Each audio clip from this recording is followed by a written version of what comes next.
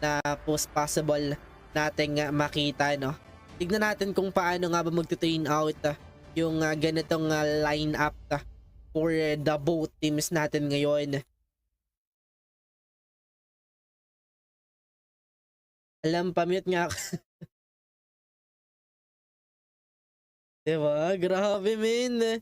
Hindi ko expected, pero isang puntos na lang kasi yung kailangan ng mga members for the side of the BB para nga naman sila ay makapasok na sa ating grand final round mamaya-maya lang.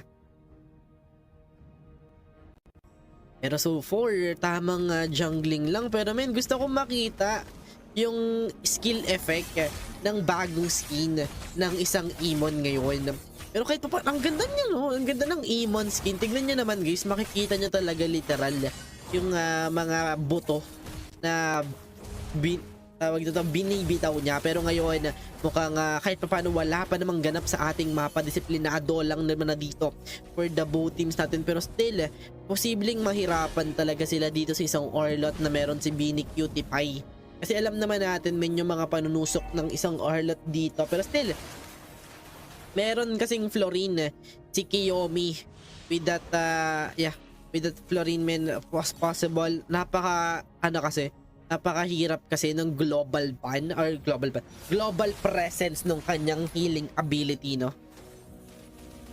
Kahit nasaan ka sa mapa ay posible ka mahil niyan. Pero ngayon mukhang disiplinado pa lang din naman na dito para sa ating dalawang teams ngayon. Wala pang gigil nararamdaman. Pero si Bini Cutie Pie is nasasaktan na yung kanyang kalaban, no? Diba, may access sila sa BB sa backline, no? Yes, sim. Pero sa may bandang taas, napagamit na kagad ng ulti. Pero nandito na si YT sa may bandang likod para suportahan yung kanyang kakampi. This gonna be the 4v3 situation. Pero sa may bandang likod, napakaganda ng pagpasok ng isang kandida. Pero kompleto dito yung ating dalawang koponan ng Still out lang naman na muna magkakaroon ng unang pagong ngayon. Nang tanong, sino nga ba yung makakasecure ang first title for this game, number 1. Nauli pa dun yung isang kadita na yun.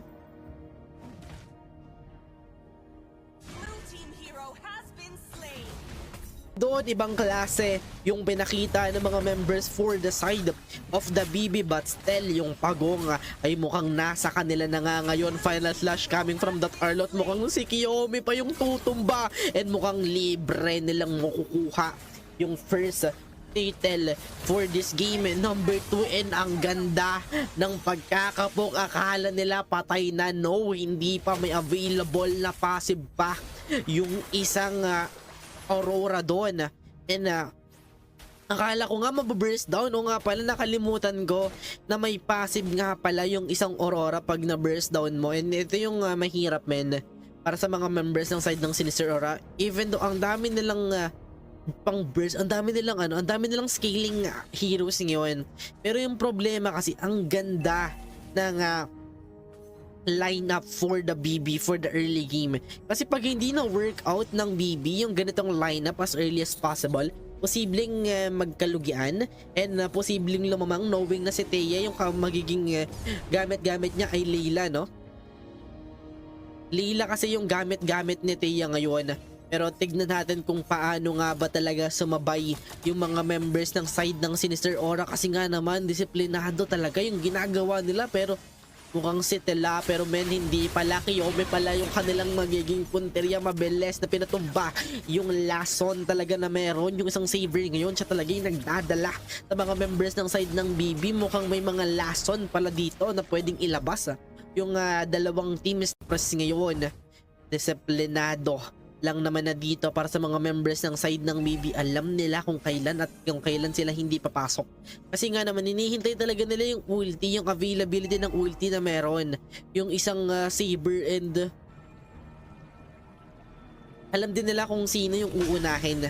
Pero ngayon, disiplinado, magandang clearing item yung ginagawa, but still magkakaroon na ng pangalawang pagong ngayon. Na ng tanong, sino nga ba yung makakasecure ng second title for this game number 2 kasi nga naman sa may bandang baba ng ating mapa mukhang nasasaktan lang naman na dito yung mga miyembro ng side ng Sinister Aura, pero men tumatakbo sila pag nakita nila yung 5 espada na umiikot, but still Kiyomi with that ulti mukhang hindi na makakatakas doon kasi nga naman napakahirap pagkakahuli, pero niya will fall down. Pero ang ganda ng pagkakalapag ng ulti coming from Aurora, pero men hindi naging enough doon yung ulti ni Whitey to take down that backshock. Grabe yung ginagawa ng mga members ng side ng BB ngayon. They are totally dominating this game number 2, but still posible nating makita na bumawi yung mga members ng side ng Sinister Aura Empress ngayon. Ang daming open na pwedeng gawin dito ng ating dalawang teams, but still yung problema kasi yung mga openings na yun mabilis na napupulfill ng side ng BB, even though magkakalayo sila. Isang final slash, isang ulti lang coming from Kadita or Aurora, ayun na the Saberman, but yun lang, muntikan pa doon si Tela na ma-take down. Pero men yung problema mukhang Tore lang naman na dito yung magiging punteriya ng mga members ng side ng BB ngayon, but still hindi magiging enough. But Whitey ay nandito na, pero yung problema niya yung lang nahuli yung isang Saber doon, pero available yung passive coming from Aurora, pero mukhang hindi maging enough na. Pero yung free hit coming from Athena masyado maganda, pero ang sakit ng Last Insanity mukhang nagkalogyan. Tatlo yung tutumba for the side of the BB doon. Hindi pala dito, hindi pa tapos. Grabe naman si Tela with that Kadita, but looking at this in-game equipment na meron ang ating dalawang teams, nandito na nga rin si Bini Cutie Pie sa medalikuran, pero yun lang mukhang napakagandang final slash with that flicker, pero makakatakas pa ng mabilisan yung isang Kadita doon. Pero nandito na yung Saver na naghahantay ng posibleng maging pulutan kasi nga naman kailangan niyang magbawi dito sa mga members ng side ng Sinister Aura Empress. Pabuild na rin naman yung kanyang Rose Gold, no? Pabuo na rin yung kanyang Rose Gold, but Bini Cutie Pie talaga min masyadong matilok dito sa may bandang taas ng mapa. Siya yung tipo na hindi siya nag-hesitate gamitin yung ulti na meron siya. Grabe yung pinapakita dito ng mga members for the side of the BB ngayon na they are totally dominating this game number 2 natin.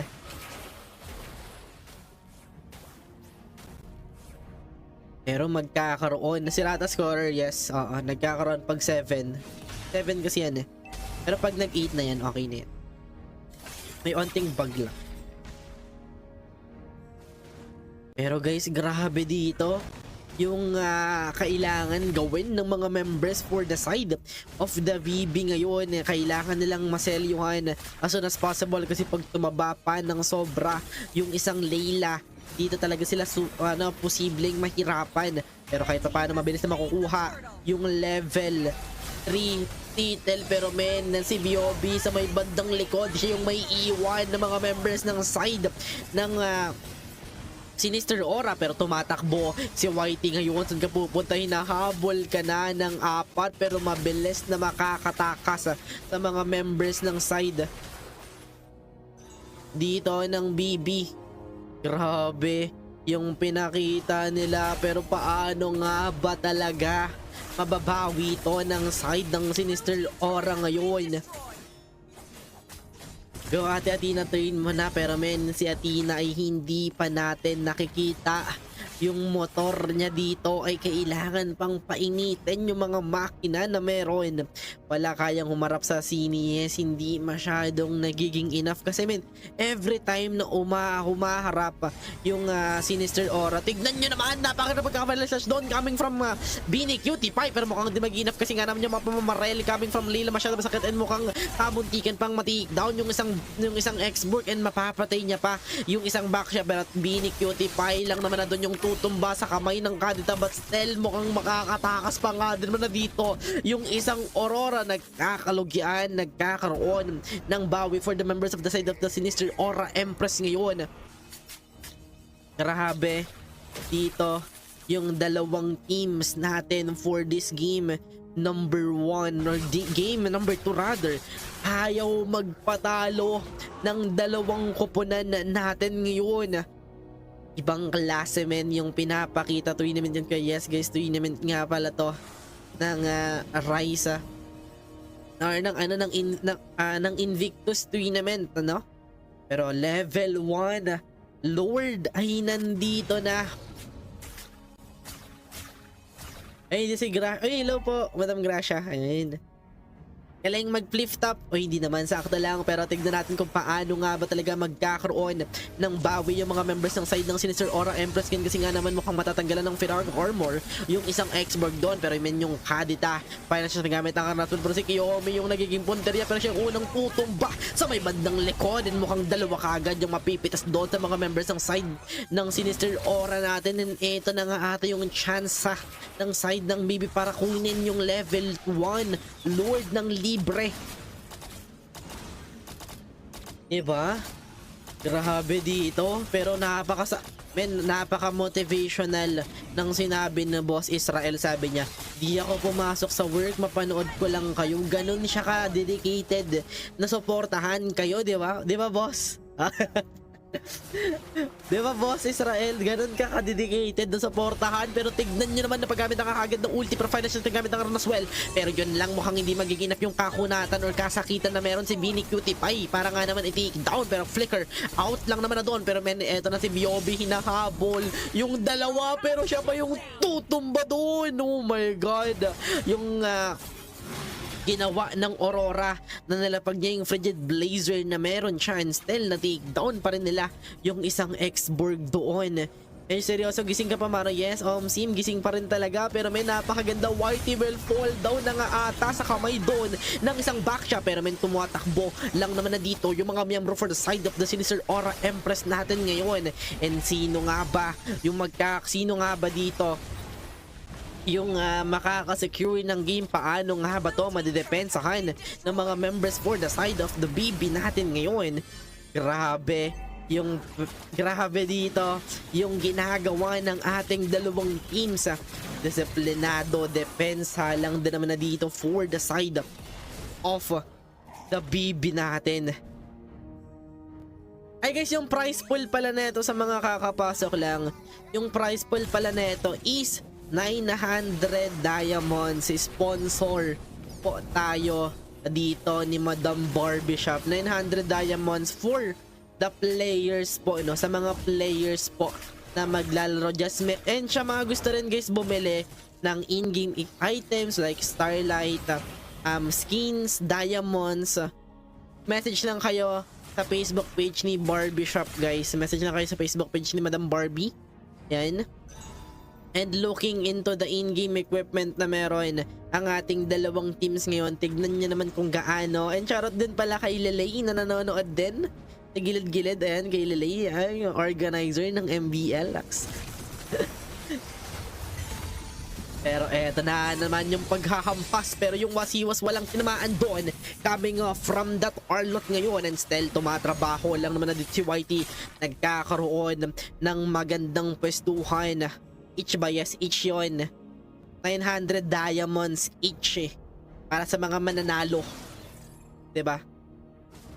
Sponsor tayo. Yung nag-sponsor ng diamonds na yun ay walang iba kundi si Madam Barbie. Pero men, eto na, last insanity na gamit ng Ranaswell, pero tatanggalan ng passive yung isang Aurora, but Biobi will fall down. Kiyomi as well, dalawa kaagad yung tutumba for the side of the Sinister Aura Empress ngayon. Tumatakbo lang naman na dito, dalawa kaagad yung tutumba for the side of the Sinister Empress, and mukhang libre na namang makukuha ng level 2 Lord yung mga members ng side ng BB, but naka-ulti pa yung isang Kadita. Pero men, ang ganda ng pagkakaangat doon para makataka siya sa mga members ng side ng BB ngayon.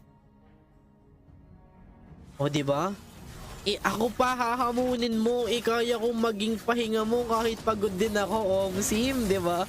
Sana all ganyan, but the Lord ay mabilis na maseselyuhan ng mga members ng side ng BB ngayon. Balik depensa na naman for the side of the Sinister Aura Empress natin. Sila yung kailangan dumepensa ng sobra, but bigyan pa nila ng onting time and space dito si Thea. With this Layla, men, siya talaga yung pwedeng magdala sa side ng Sinister Aura Empress ngayon.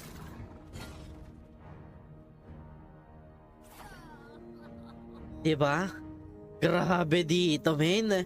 Ibang klase yung kailangan gawin ng mga members ng side ng Sinister Aura Empress. Pero sabi dito si Sophia, Champ MVP daw, sabi ni Ate Barbie, 2K daw, and I'm not sure dyan. Sophia, kasi sabi lang ni Madam Barbie sa akin yung ano, di ko sure sa MVP price, di ko lang sure sa Champ MVP, pag di ko lang sure. Pero eto na, magkakaroon na ng magandang clash nga ngayon. That's gonna be the end the ball na nga ba, kasi nga naman mukhang mabuhay pa Winter Crown. Nagamit ang Aranas well, pero men mukhang napakaganda pagkakapasok doon kami from Thea with that irritant plus yung unang tutumba, dalawa kagad natin mapipitas, pero men napakagandang depensa yung pinakita ng mga members ng side ng Sinister Aura, pero may iwan lang naman doon sa bibadagitan ng mapa yung isang back siya. Dalawa kagad yung tutumba for the side of Baby ngayon. Grabe, men, ibang klase yung pinapakita, pero Whitey will fall down sa kamay niya, and mukhang eto na nga yung free hit coming from Layla na napakahaba and napakasakit na, nahihirapan ng pumasok, pero okay lang kasi nga naman nadedepensahan pa din naman na to ng mga members for the side of the Sinister Aura Empress ngayon. Grabe yung kanilang depensa na ginawa, mukhang kamuntikan, pero nandito si BOB laban kay niya, mukhang inaapo yan. Last Insanity na gamit ng Arnas well, pero immortality will be pop coming from that Saber, and wala, alam na yon ng X-Borg, no? Na mega ng Arnas na mega na nga din pala lahat ng towers, and this is gonna be the crucial way for the side of the Sinister Aura Empress para depensahan. This is gonna be the do or die para sa kanila, men. Siguro onti pa, bigyan pa nila ng magandang space or magandang pwesto si Thea with that Layla, knowing na hindi pa siya namamatay with this marksman na gamit-gamit niya, no? Kailangan pumwesto ng maganda ng mga members ng side ng Sinister Aura. Isang magandang clash lang na pwedeng ibigay ng Kadita or ng X-Borg. But looking at this in-game equipment sa mga items natin, tignan nyo naman, lock item na yung isang Layla natin, ay hindi pala yung boots tinanggal niya, mukhang mag-immortality ata to. Feeling ko mag-immortality ata si Thea dito, guys. Hindi niya na kailangan ng boots dito. Kailangan niya na lang talagang pumwesto, pero mukhang yung Kadita yung nawala, and this is gonna be the crucial way for the Sinister Aura na mawawala yung kanilang Kadita. Pero men, gumagawa ng play si Athena doon, napakaganda pagkaka-Winter Crown, pero mukhang si Nia yung tutumba, mukhang si Whitey as well ang tutumba dito. That's gonna be the 2-1 yung naging palitan, and mukhang yung Lord ay nandito na, and feeling ko wala nang possible na maging contestability ngayon for the Sinister Aura. Kasi nga naman wala silang jungler and wala silang Kadita na pwedeng mang check bush, pero nandito yung isang X-Borg, and tignan natin na wala palang jungler for the both teams, pero may natanggalan gagad ng ulti or ng Last Insanity yung isang X-Borg ko naman, si Bini Cutie Pie. Tignan nyo naman, mukhang hindi cutie pa yung kanyang galawan. Tignan nyo naman yung mga panunusok na ginagawa niya doon. Grabe dito yung ginagawa ni Bini Cutie Pie, men.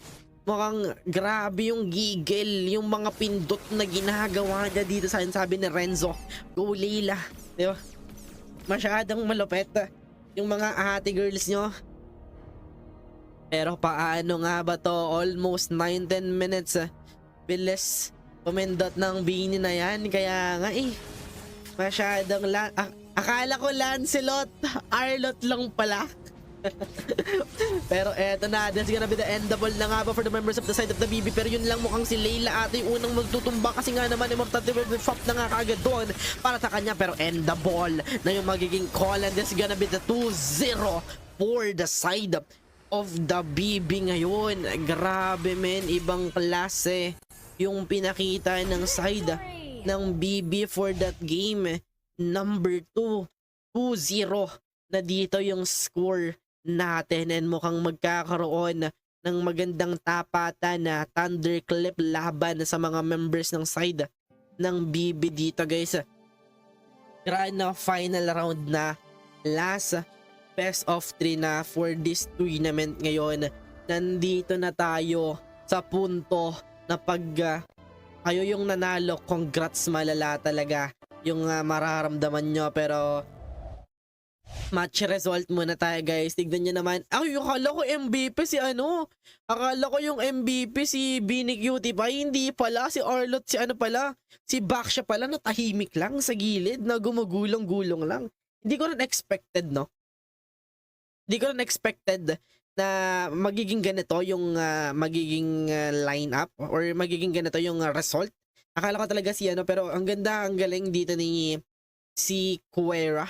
Ni Baksha with the 1-3-15 na KDA ngayon, but still guys, mamaya makikita natin kung paano nga ba maglaban yung mga members ng Thunderclap and BB. Nakita nyo naman kung paano